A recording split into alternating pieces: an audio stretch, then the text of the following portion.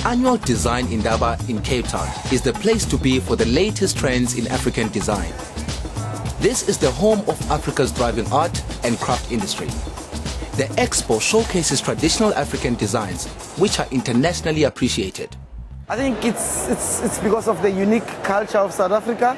So the colors and the stories behind them, it's linked to the traditions of South Africa, but also to South African needs and the soul of South Africa, because all the designers here, they actually breathe to the products, the soul of South Africa. So that makes those products uniquely South African.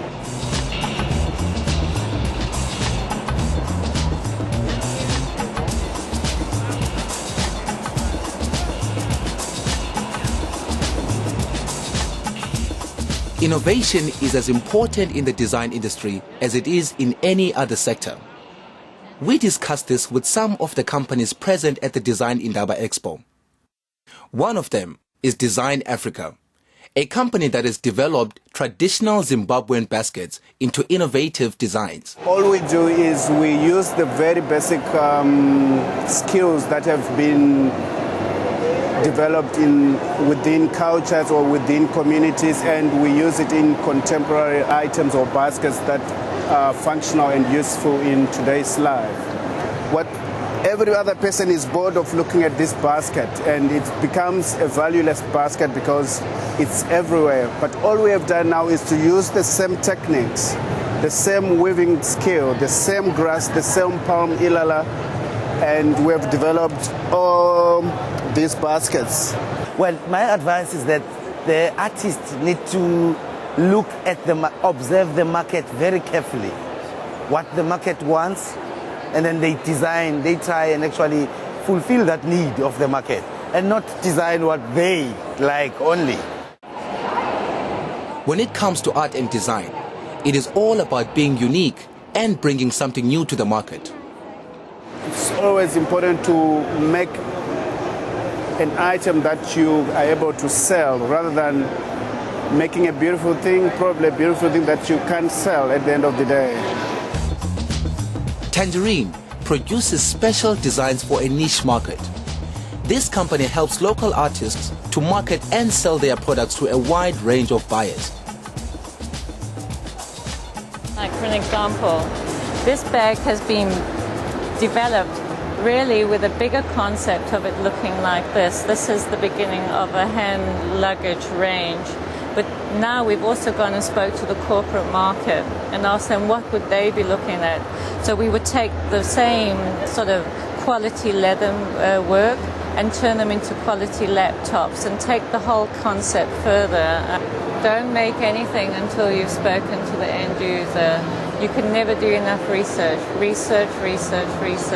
The website, you don't need to go any further than the website. You know, look at all the trade shows that are happening around the world. Look at whether it's from furniture or to fashion or it's to organic, it's food, whatever you're going to go into.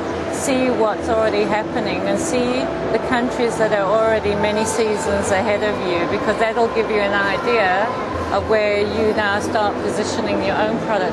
And don't start off very expensive.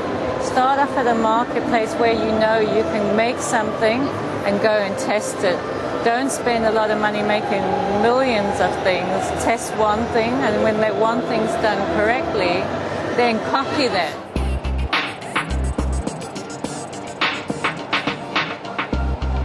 In my case, what I did, I then identify the developing market in South Africa, the black diamonds of South Africa. And I also identify their weak point, that they did not learn art at school.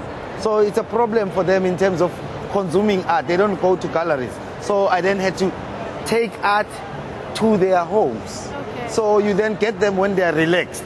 And then you bring art and they invite their friends, and then you set up, you show them, you sample how their house would look with that art. And when their friends come in and they look at the house, the house looks nice. Then the person doesn't want to let go of the art, because when their friends will come back later, they'll find the house not looking good anymore. So you enhance. Another Design Indaba exhibitor is Streetwise. They make art out of beads.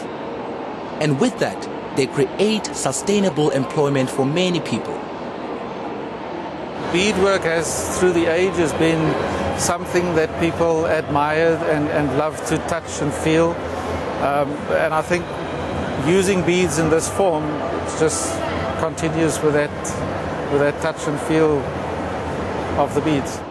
We are not the only company that makes this wire and beads. We also have the guys who work on the streets. So what we usually do is if we develop a range and then after a few months or like let's say 9 months, we try to move from that range and develop something new.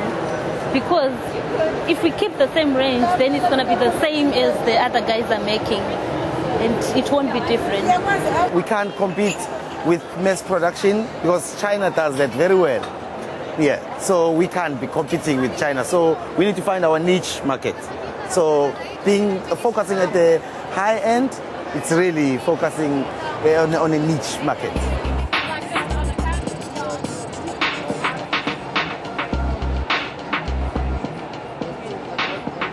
It is very successful, especially for the artists, because most of them are those people that comes from the previously disadvantaged background.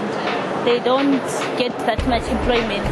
This has become quite a beneficial project to the communities because people are making baskets that they are able to sell and earn a living.